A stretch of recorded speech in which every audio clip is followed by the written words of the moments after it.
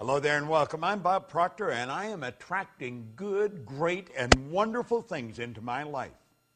Money comes to me in increasing quantities through multiple sources on a continuous basis through the law of attraction. And that's what I want to talk to you about, the law of attraction. See, the underlying law that regulates supply in the world of effects has two important phases. One is desire, and the other is expectation. I want you to imagine that you're fishing. Now, you may have never gone fishing. You've certainly seen people that have gone fishing. And you take and you get the line all fixed, and boom, you cast it out. And as soon as that plug hits the water, bang, a fish strikes. Now, you got the fish on the end of the line. But you are never going to have that fish if you don't reel it in. Well, you see, when we desire something, we are instantly connected with the invisible side of whatever good we desire. It's expectation that reels it in. Now, most people don't understand this, and they attract what they don't want rather than what they do want. I remember years and years ago, I got a bumper sticker that said, "Expect a miracle."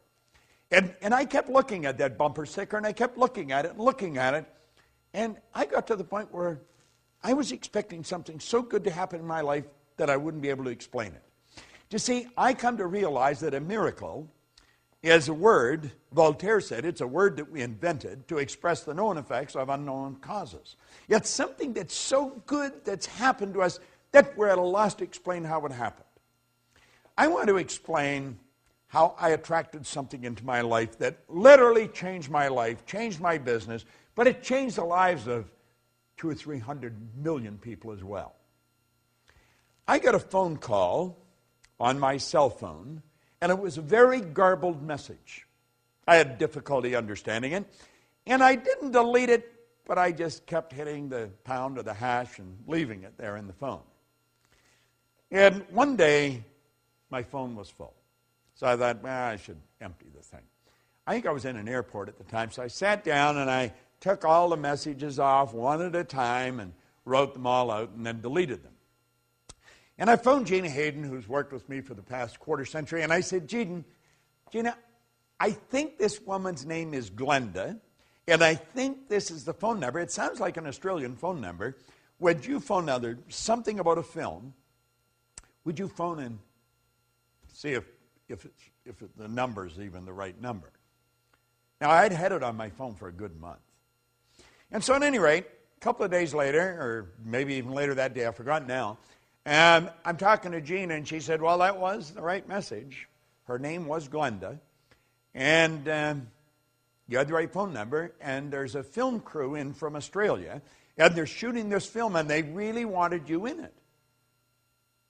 But they haven't been able to reach you, and they're shooting in Aspen all weekend, and they're going back to Australia first of the week. And Gina said, isn't that strange? Bob's doing a seminar this week in Aspen. Now, I hadn't been in Aspen for a couple of years. And I check into my hotel. I just went next door where they were shooting the film. And the film, of course, was The Secret. And you know, all of a sudden, all over the world now, people know Bob Proctor, and they know about the work that I do, that I love doing. I believe that I attracted Rhonda Byrne into my life. But I also believe Rhonda Byrne attracted me into her life. And you see, the secret I attracted. I expected something big to happen. And I'm going to tell you something. I expect something even bigger to happen. Now, the law of attraction is it's a law that many people now are very familiar with. And, of course, I think that the secret has probably communicated that law better than anything that I have come across in all the years I've been in this business. They deserve, the people that put that all together, deserve a lot of credit. A lot of people think I made it. I didn't make the film. I just sat there for a couple hours and talked, sharing what I knew. And a lot of good things have happened. Now, the law of attraction is not a primary law.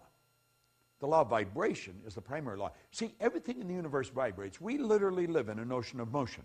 I want you to look at the walls that surround you. You think those walls are solid. They're not solid. Nothing is resting. Everything is moving. A body in a coffin is moving. Now, you may think that I'm sniffing something, but I'm really not.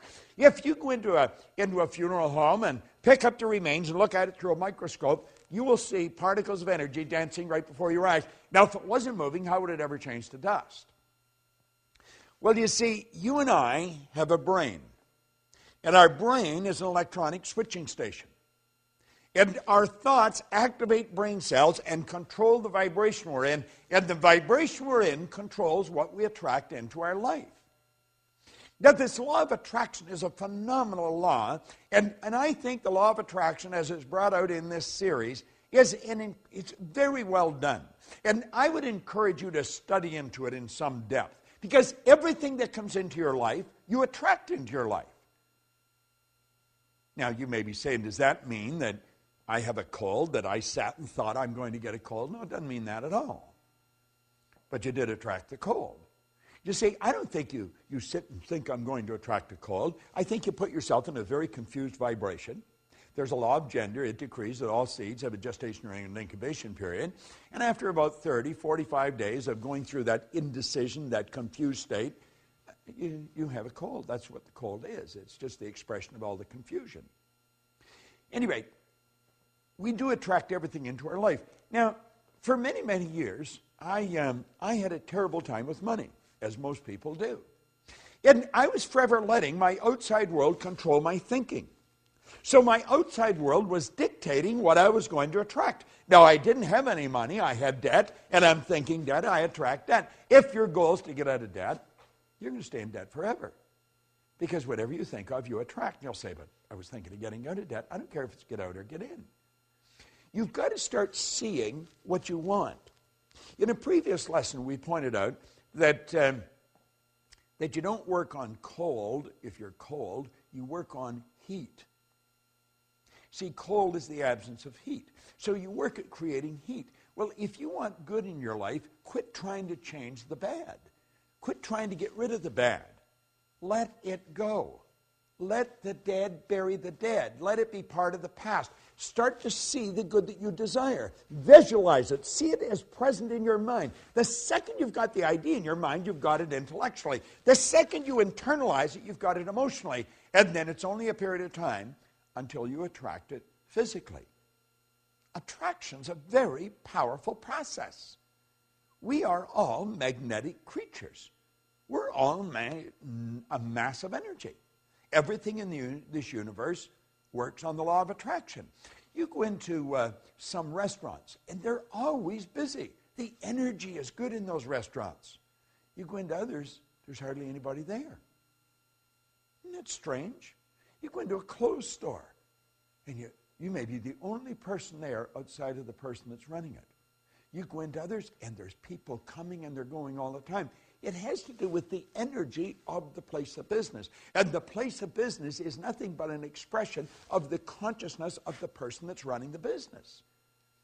When we start to understand this, when we start to understand that we literally attract everything into our life, and it's our thoughts that are controlling what we attract, our whole world's going to change. You see, nature does not deprive us of any good or desired thing. Now, Hollywood points this out so well. It does provide us with the mental equipment and the inner power to acquire and enjoy the essential good to ensure a happy and a worthwhile existence. And it all happens in a very simple method. It's so complicated because nobody studies it. See, I always feel if we can teach a little child that maybe is just learning to walk, how to talk. We can teach them language. We can teach them multiple language. A baby at birth is a linguistic genius. If we can teach the child language, surely we can teach them something so basic as these laws. You say, well, why haven't we? Because hardly anybody understood them. The parent's not going to teach something to the child that they don't even know.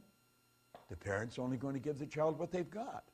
You see, what you don't fix, your kids are going to inherit. You should put a big sign on the refrigerator, attraction. Put it on the outside of your bank account. Hang it in your mirror where you put your makeup or shave in the morning. Put the word attraction everywhere. And start to realize whatever you want, you'll begin to attract. That is an absolute law. This isn't just my idea. It is an idea that I've fallen in love with. And I want to recommend you fall in love with it. Study these laws every day. Now keep in mind, this video series is just an overview of these laws. Get into it in depth. Get the script. Study the script. You'd be so glad you did. This is Bob Proctor. Thank you.